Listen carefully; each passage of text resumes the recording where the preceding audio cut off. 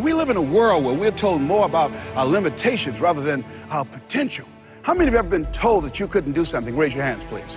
You know, MIT did a study that if I say to you, you can't do that, that 16 people have to come along and say, you can do that, you can do that, you can do that, to neutralize that, and the 17th statement that you hear, you can do it, will be the one that will finally stick. So you have to watch who's speaking into you. You've got to begin to monitor your mind. And you've got to begin to literally be proactive in programming yourself to success. Be ye not conformed to this world. Be ye transformed by the renewing of your mind. You've got to take responsibility to make that happen. And as you begin to do that, you'll begin to see some incredible changes in your life. I understand now when Earl Nightingale said, all of us are self-made, but only the successful will admit it. As you begin to look at your dreams and look at your goals, write this down. Make know you're a vitamin. See, most people stop short of their dreams and park and get off the highway of life because of the rejections of life. You will always be rejected. It's no big deal. Jack Canfield said rejection is a myth. It's not like when somebody says no and then they slap you. No, it's just, you know, to me, make know you're a vitamin. Get excited about the no. Why? Because every time someone says no, that brings you another step to a yes. You're getting closer. Trust me, you will win if you don't quit. You will win if you don't quit. Even a broke clock is right twice a day. I got my food. If I told him, I said, if I were you, I wouldn't eat that. Where's the manager? I want to see him. She said, I'll get him just a minute. I know what she did to their food. Oh, no, I said, eat that at your own risk. I don't even want y'all driving me home. I'll get your cab. No, I don't know when that's going to take effect on you. So don't allow people to determine how you are going to respond to them or circumstances. Learn to look at it. A friend of mine, Tom Perkins, handsome, articulate man in his mid-50s. He had a tremendous business. And at the height of his success, someone was killed in his business. He was sued and lost $750,000. Lost his business, lost his family, lost his home, everything. He was devastated, ladies and gentlemen. He started living in his car. He would wash up in a McDonald's across from Howard University on Georgia Avenue in Washington, D.C. He said, Les, I was so depressed. He said, I had everything, and then one day I lost it all. He said, I didn't want to live anymore. He got some sleeping pills, and he took over 35 sleeping pills, and he laid down, folded his hands across his chest, and he said he went to sleep to die. 2 days later, much to his amazement, he woke up. He couldn't even get that right.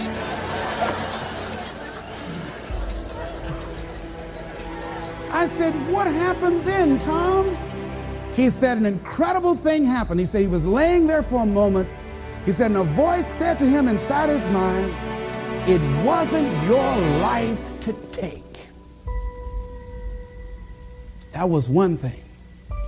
He said, since that day, when I get any major challenges, I don't take it on myself personally.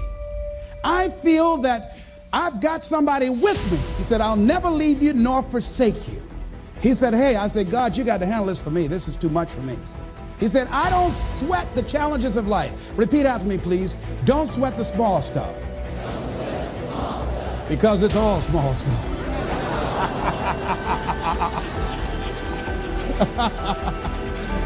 See, whatever you're worried about, if someone called you right now and say, listen, you got 2 days to live, I'm telling you, you won't be worried about your bills, ladies and gentlemen.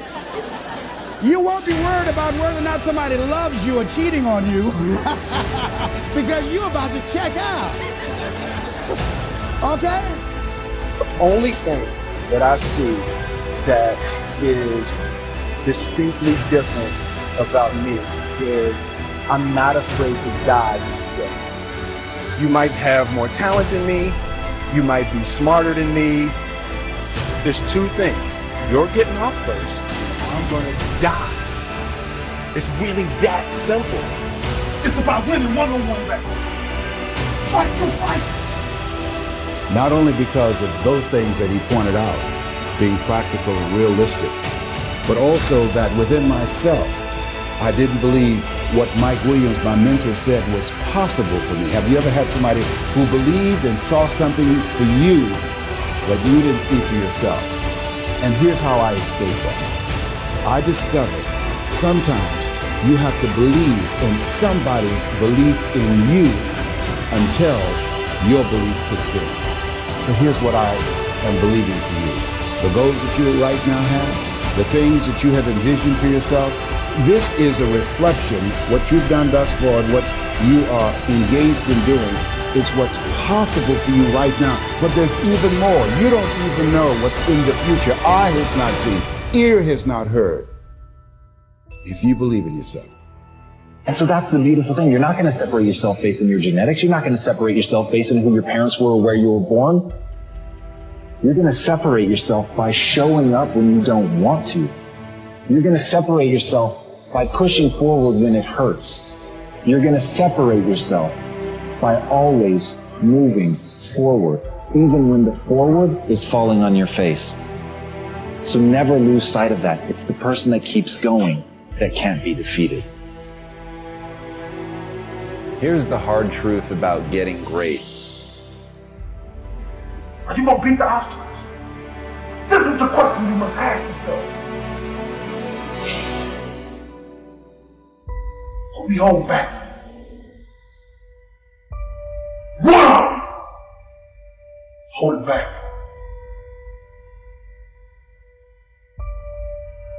I gotta be honest with you.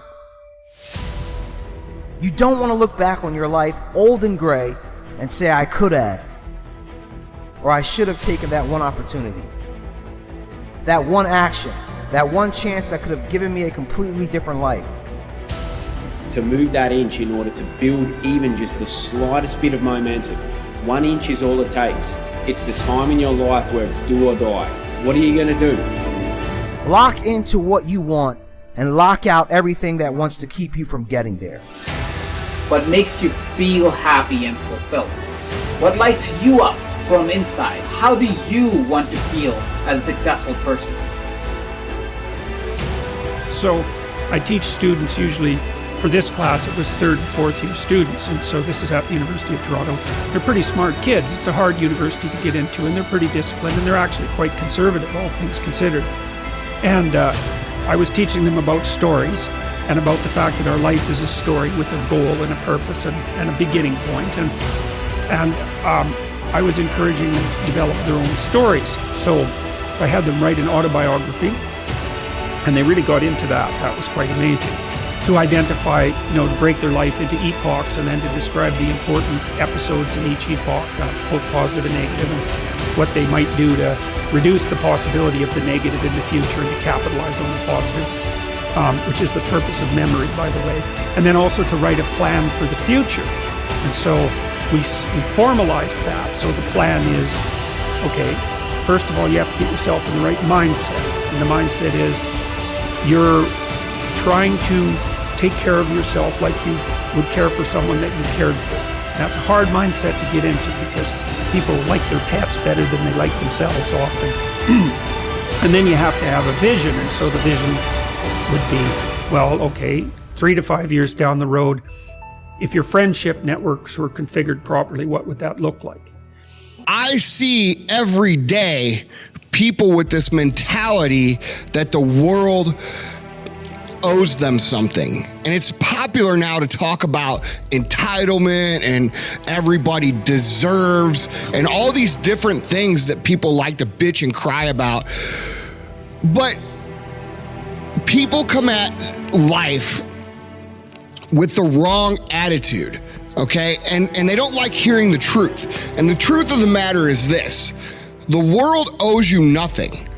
The world doesn't think you're special like your mom does. It doesn't think you're a delicate little flower. It doesn't care about you. Now, with that being said, the world doesn't hate you. It doesn't want you to fail. It just is, okay? And I see so many people going through their life with this overwhelming feeling of either A, the world owes me something, or B, the world hates me. And the reality is it's neither. And what's common amongst this group of people that I find is that both these groups of people that I find is that they're missing the understanding of what it means to be successful. And let me get at exactly what the cause of this is. The cause of this is they're selfish. They're self-centered. They're self-focused. They're only worried about what they see in the mirror, and they go around through their daily life trying to manipulate the world in a way that's going to serve them. But here's the thing, guys, if that's the way you go through life, if you go through life trying to figure out a way for the world to get you something, for you to be successful, at the expense of others, or for you to get ahead at the expense of others, your success or any success that you're able to build or momentum you're able to build is going to be very short-lived, guys. And that's not the right way to do things, okay? That's why you see the same people, who make money real fast, lose money real fast. That's why you see the same people who,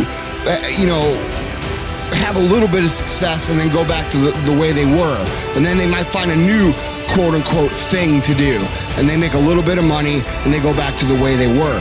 And the problem with this mentality, guys, is that it's a mentality that is not of service, okay? And if you want to be truly successful in life, you have to be selfless, and you have to understand that being selfless and being of service to other people is the only true way to find long-term success.